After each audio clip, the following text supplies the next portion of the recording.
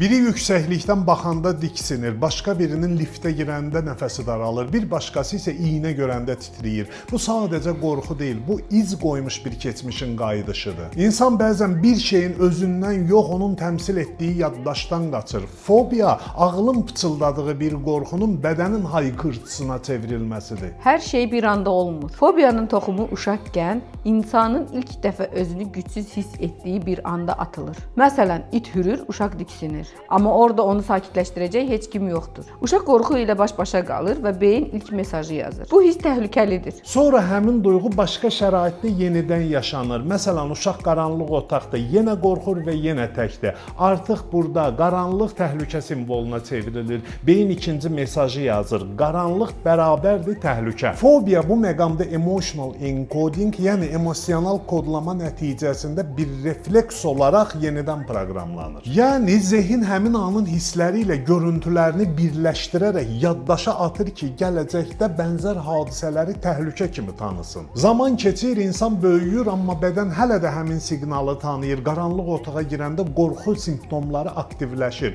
Nəfəs daralır, ürək çırpınır, əllər titrəyir. Çünki zehin o xatirəni emal etməyib, yalnız bastırır və bir gün insan sadəcə qaranlıqdan deyil, qorxunun özündən qorxmağa başlayır. Bax, bu fobiyanın ən ağır mərhələsidir. İnsan bilir ki, qorxu gələcək, onu gözləyir. Onu düşünür və hətta onu çağırır. O artıq sadəcə reaksiya vermir. Proaktiv şəkildə fobiyasını yaşayır. Fobiya keçmişin gələcəyə daşınmış qorxusudur. Əksəriyyət qorxularla mübarizə aparmağa çalışır, amma mübarizə fobiyanı daha da gücləndirir. Mübarizə instinkti təbiidir, amma əsl çıxış yolu fərqlidir. Əsl azadlıq qorxunu dinləmə bacarığından keçir. Sənin bugünkü qorxun keçmişdə dinlənilməmiş bir səsin qisasıdır. Ona görə sən siçanı görməsən də sadəcə düşünsən belə qorxursan, səbəbi real təhlükə deyil, zamana ilişmiş emosional xatirədir. Həll yolu isə o emosional xatirənin bədəndən azad edilməsidir. Sadəcə danışmaqla və məntiqlə bu mümkün deyil. Çünki fobiya məntiqlə yaranmayıb, emosional travma ilə formalaşıb. Bu səbəbdən ən asan və qalıcı çözüm neuroassosiativ transformasiya ilə mümkündür. Çünki NAT qorxunun şuuraltı bünövrəsini tapır, həmin an beyində baş vermiş emotional encoding prosesini yenidən çərçivələyir.